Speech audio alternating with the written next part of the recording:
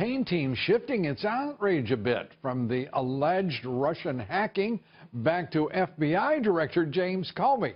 Comey is now the subject of an investigation being conducted by the Justice Department Inspector General. President-elect Trump addressed the Clinton camp today. He tweeted this, quote, "What are Hillary Clinton's people complaining about with respect to the FBI? Based on the information they had, she should never have been allowed to run. Guilty as hell they were. They were very nice to her. She lost because she campaigned in the wrong states. No enthusiasm." Take that. And joining us now, former U.S. Ambassador to the United Nations and American Enterprise Institute Senior Fellow, John Bolton. John, great to have you. The President-elect is still a little annoyed about her, what would you call it, hands-off treatment on the part of the FBI?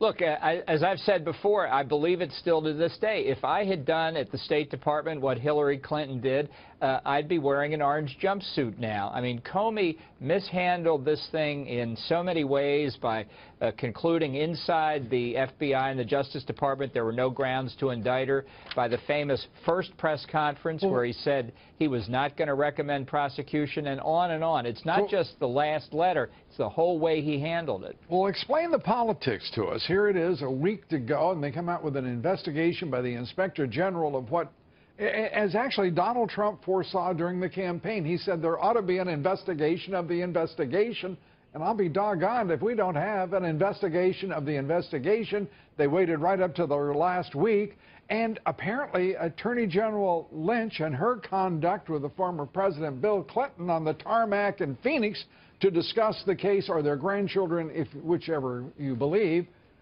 is not part of the inquiry. Well, I wonder, coincidentally, how that happened. Look, this Inspector General in the Justice Department is an Obama administration appointee. This is a No, political you're not suggesting device. Politics here, are you?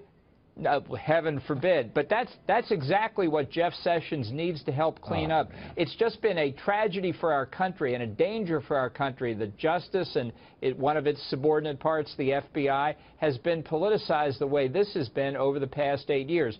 I understand why Sessions recused himself from any possible consideration of criminal action against Hillary Clinton. I think that was the right thing to do. I think it's also a very smart thing to do, by the way. Yes, exactly, and he'll be confirmed as he should be. But he needs to show leadership in restoring the reputation and the reality of integrity in the Department of Justice and the FBI. That's an urgent matter for him. Yeah, putting his name just outside the door there at Justice will go a long way toward doing exactly that.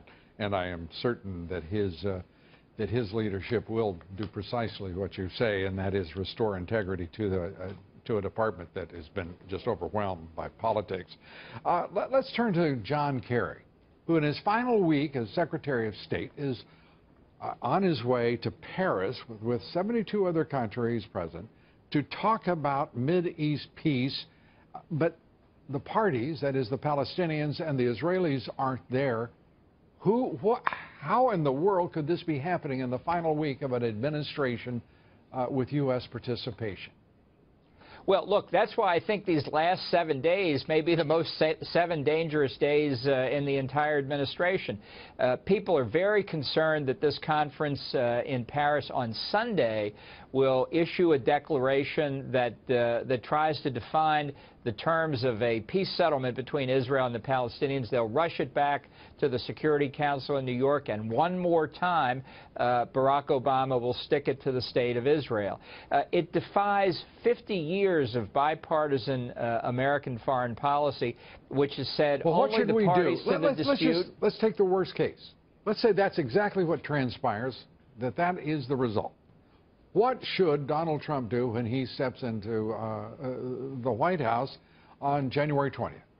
Well, if it's as bad as we think, and you combine that with Resolution 2334, which effectively tried to set Israel's boundaries, done 2 days before Christmas, I think Donald Trump could do a lot worse than using the words of Daniel Patrick Moynihan when the General Assembly passed a resolution equating with Zionism as racism, and say the United States will never accept these resolutions. Hear that? United Nations. And you had a clip on earlier of Lindsey Graham and Ted Cruz introducing legislation to cut off U.S. funding to the UN because of that first resolution. Here we see the UN bringing old adversaries together. It's an amazing way that it works. I think the only thing they respect is our money, and I think Donald Trump should seriously consider supporting the Cruz-Graham legislation and cutting off our money. Let me ask you this, former ambassador to the United Nations.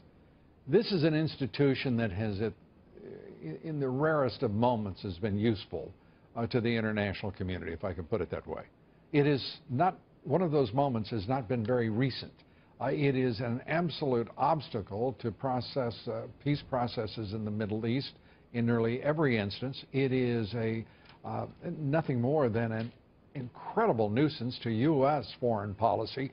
Why the heck not just defund the whole thing, get it off the island of Manhattan and move on? With a new idea, a new organization, a new thought. Because this is really, this makes everyone associated with the United Nations look like fools. And by the way, in the General Assembly, they look like anti-Semitic fools.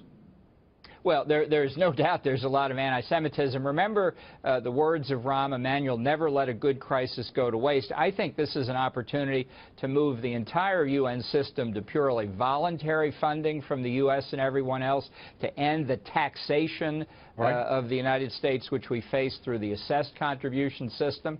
And so there's a real opportunity here for the incoming Trump administration to send a tsunami through the halls of the UN. Would you go so far as to disband the United Nations? No, you know, Jean Kirkpatrick was once asked if the United States should withdraw from the UN, and she thought for a minute and said, no, it's not worth the trouble. Well, it's certainly not worth the trouble of being